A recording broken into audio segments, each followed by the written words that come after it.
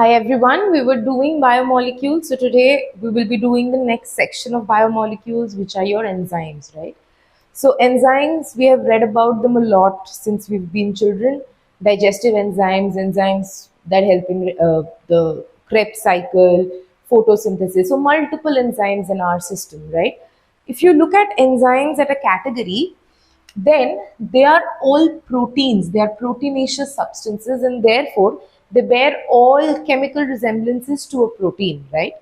They are also known as biocatalysts. So now, what is a catalyst? In chemistry, we know that a catalyst is a substance that increases the rate of reaction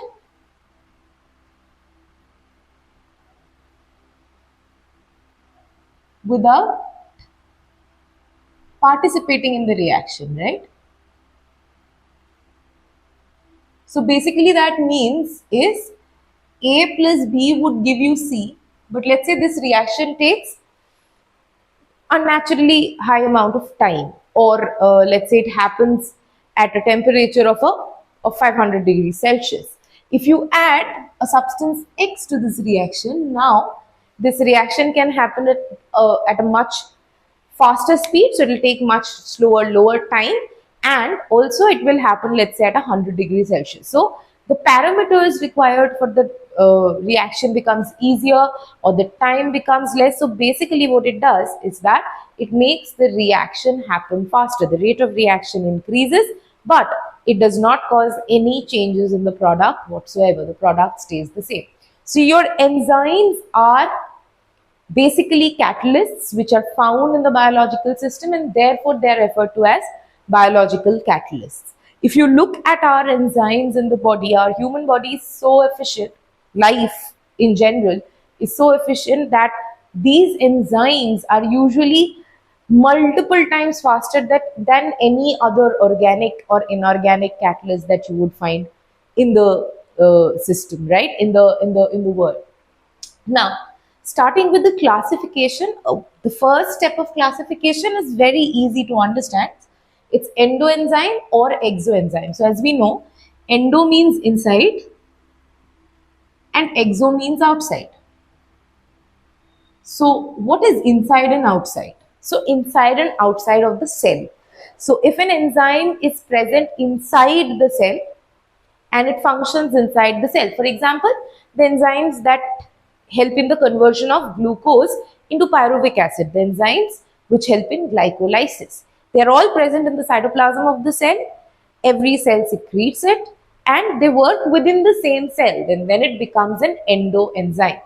An exoenzyme comes outside of the cell via a duct-like structure, a duct, and it functions in a given location inside an organ. For example, pancreatic enzymes comes out of the pancreas entirely. So the pancreatic cells would secrete it, it would come out of it, come to the duodenum, and then work in the duodenum. So it has transferred itself from the cells that where it was secreted to an organ where its action is going to happen.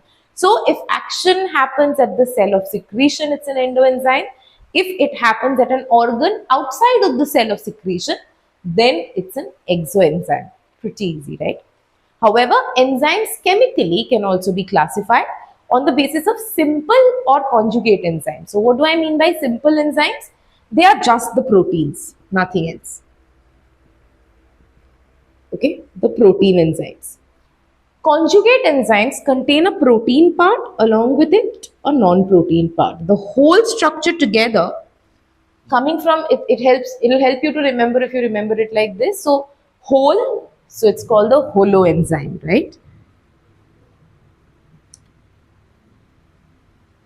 The whole thing is called the holoenzyme, and the protein part is called the apoenzyme. And the non-protein part, there can be three kinds. So the non-protein part can be organic or inorganic based on their chemical nature and certain other factors. We have three kinds of non-protein parts.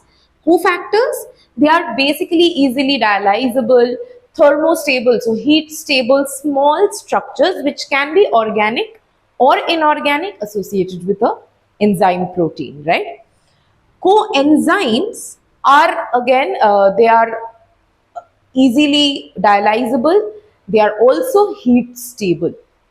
Okay, and prosthetic groups, however, are tightly attached groups which are not very easily detachable. So these are the three kinds that we have in our non-protein components, so cofactors, coenzymes, and prosthetic groups.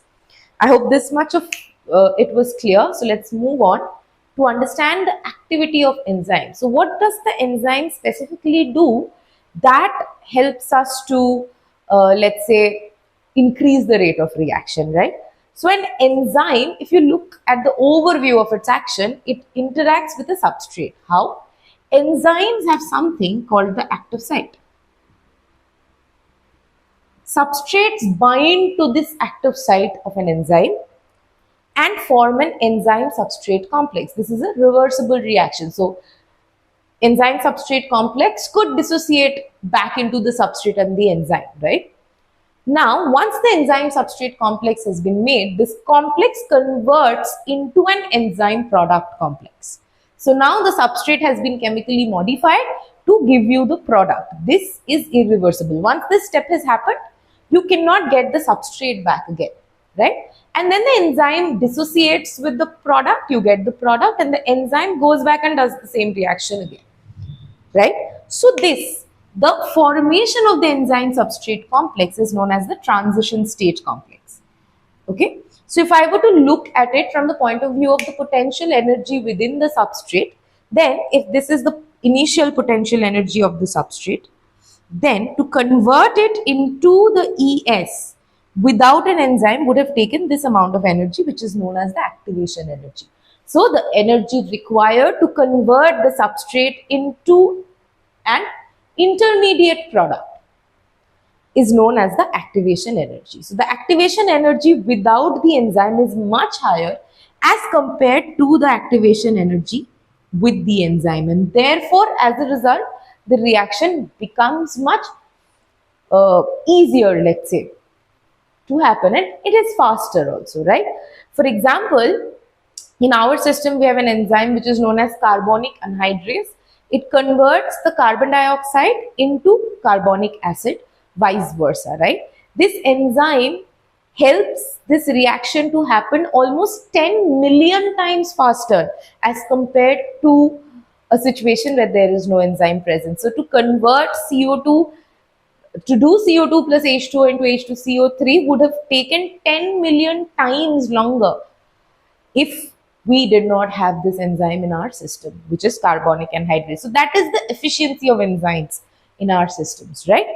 However, as I told you, enzymes are chemically proteins, and because they are chemically proteins, you have to understand that they have all the drawbacks that come with proteins as well. So they are thermolabile, they are pH labile. So with factors that will affect enzyme activity, the first and primary factor is temperature.